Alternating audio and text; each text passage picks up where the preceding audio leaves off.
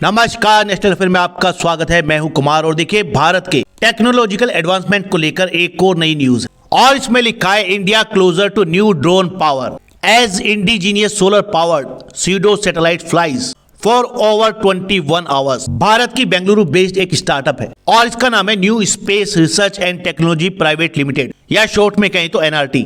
और इस कंपनी ने सैटरडे को अनाउंस किया है कि उसके लॉन्ग एंड्योरेंस ड्रोन या आप कह सकते हैं solar powered high altitude pseudo satellite यानी हैप्स उसने लगातार 21 घंटों तक उड़ान भरी। भारत सरकार पिछले काफी टाइम से ऐसे लॉन्ग एंड्योरेंस ड्रोन जो स्ट्रेटोस्फीयर में फ्लाई करने में कैपेबल होते हैं उन पर काम कर रही है और ये उस दिशा में एक बड़ा अचीवमेंट है। वैसे ये भारत सरकार का ही प्रोजेक्ट है और इस new space research and technology private limited के जो CEO हैं समीर जोशी, जो एक फॉर्मर एयरफोर्स पायलट हैं, उन्होंने इस चीज को ट्विटर पर अनाउंस किया है। ये है उनका ट्वीट और इसमें लिखा है 21+ hours in the air. New space research and technology NRT creates a national UAV endurance record benchmark in India and it's a huge win for the Indian aerospace and defense R&D ecosystem. This feat was accomplished using our cutting edge solar powered UAV development.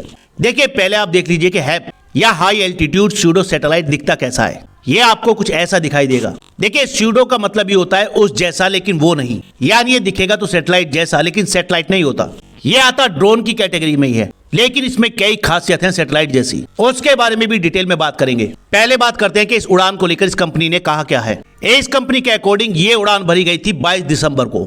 22 दिसंबर होता है साल का सबसे छोटा दिन और उस दिन सबसे कम धूप मिलती है। इसका मतलब कि solar powered unmanned aerial vehicle के लिए सबसे वर्स्ट दिन था। फिर भी इसने लगातार 21 घंटे तक उड़ान भरी और इसका अगला टेस्ट होगा 21 जून को। 21 जून साल का सबसे लंबा दिन होता है और सबसे छोटी रात, यानी उस दिन सबसे ज्यादा सनलाइट होगी इसके लिए। हालांकि इस कंपनी ने इस उड़ान को लेकर एग्जैक्ट डिटेल्स पब्लिक नहीं की है लेकिन कुछ सोर्सेज का कहना है कि अब ऐसा प्लान है कि इसको उड़ाया जाएगा 65,000 फीट की ऊंचाई पर। देखिए अर्थ के डिफरेंट स्फीयर्स के बारे में तो आप लोगों ने सुना ही होगा। अर्थ सरफेस से सबसे पहला स्फीयर होता है ट्रोपोस्फीयर जिसकी ऊंचाई होती है 12 से 18 किलोमीटर। फिर आता है स्ट्रेटोस्फीयर 11 से 50 किलोमीटर। उसके बाद मीजोस्फीयर, थर्मोस्फीयर और एक्सोस्फीयर। हमारी जो कमर्शियल फ्लाइट उड़ती है वो उड़ती है ट्रोपोस्फीयर में, लेकिन हाई एल्टीट्यूड स्यूडो सैटेलाइट उड़ान भरता है स्ट्रेटोस्फीयर में लगभग 65 से 70 हजार फीट की ऊंचाई पर। यह ऑपरेट करता है थ्रू सोलर पावर और इसलिए कभी हफ्तों तक, महीनों तक और कभी साल भर भी स्ट्रेटोस्फीयर में रह सकता है। यह कंटिन्यूअसली फ्लाई कर सकता है या एक जगह पर भी बने रह सकता है, वो भी काफी लंबे टाइम के लिए। भारत की मिनिस्ट्री ऑफ डिफेंस ने NRT के साथ एक कॉन्ट्रैक्ट साइन किया था जिसके अंडर NRT डेवलप करने वाली थी एक हाई एल्टीट्यूड स्यूडो सैटेलाइट यानी हैप जो कंडक्ट करेगा सर्विलेंस ऑपरेशन और support communication by staying airborne for month at stretch, यानी महीनों स्ट्रेटोस्फीयर में रहकर। यह कॉन्ट्रैक्ट हुआ था डिफेंस मिनिस्ट्री के इनोवेशन फॉर डिफेंस एक्सीलेंस या IDEX इनिशिएटिव के अंडर। इस प्रोग्राम को भारत की आर्म फोर्सेस का सपोर्ट है और इस प्रोग्राम में हिंदुस्तान एरोनॉटिक्स लिमिटेड यानी HAL एक लीड प्रोटोटाइप डेवलपमेंट पार्टनर है। इस प्रोजेक्ट का जो बजट है वो है अराउंड 700 करोड़ रुपीस और ये pseudo satellite Hindustan aeronautics limited के कॉम्बैट एयर टीमिंग सिस्टम का पार्ट होगा।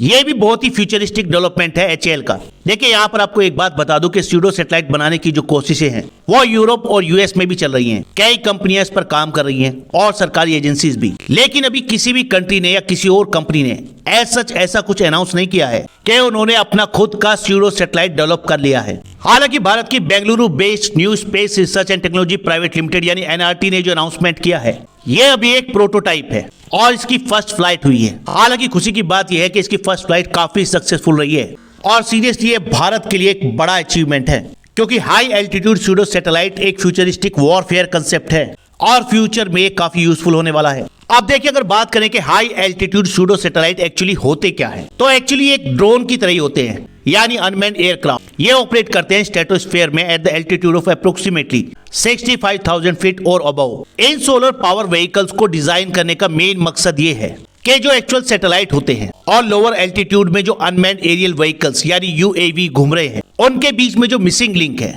जो प्रॉब्लम्स आती हैं, जो डिले होता है, उसको दूर करना। हालांकि इसको उड़ाया तो जमीन से ही जाता है लेकिन आप चाहें तो इसको स्ट्रेटोस्फीयर में एक जगह फिक्स कर सकते हैं महीनों के लिए और ये हेल्प करेगा प्रोवाइड करने में versatile intelligence, surveillance and reconnaissance, eliminating performance and capability limitation of satellite.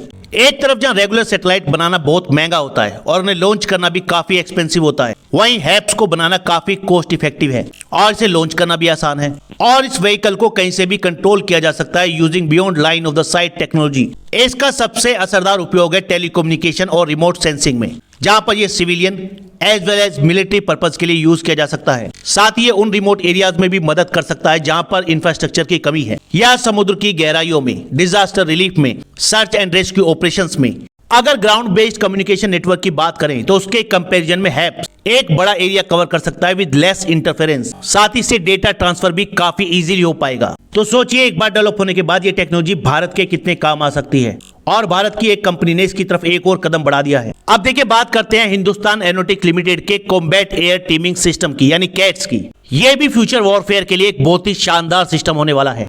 इस सिस्टम यानी कैट्स में Indian unmanned and man combat aircraft की एक टीम होगी। यह आपको हॉलीवुड की किसी स्पेस मूवी की तरह लगेगा। इस बहुत सारे कॉम्बैट एयरक्राफ्ट के ग्रुप में एक मैन फाइटर एयरक्राफ्ट होगा और वो काम करेगा as a mothership of the system, और वहीं साथ में होगा एक set of swarming unmanned aerial vehicle और अनमैन्ड कॉम्बैट एरियल व्हीकल, जिन्हें पूरे तरीके से मदरशिप कंट्रोल करेगा। फिलहाल ऐसा कहा जा रहा है कि मदरशिप एयरक्राफ्ट होगा भारत का HAL तेजस, जो ट्विन सीटेड होगा। और हिंदुस्तान एरोनॉटिक्स लिमिटेड को अपने इस कैट सिस्टम के लिए जरूरत पड़ेगी हैप्स की, यानी हाई एल्टीट्यूड स्यूडो सैटेलाइट की, जिसके जरिए HAL का कैट्स दुश्मन की टेरिटरी में डीप पेनिट्रेशन और प्रिसीजन स्ट्राइक कर पाएगा। फिलहाल इस वीडियो में इतना ही। नेक्स्ट वीडियो में जल्द मिलेंगे। धन्यवाद।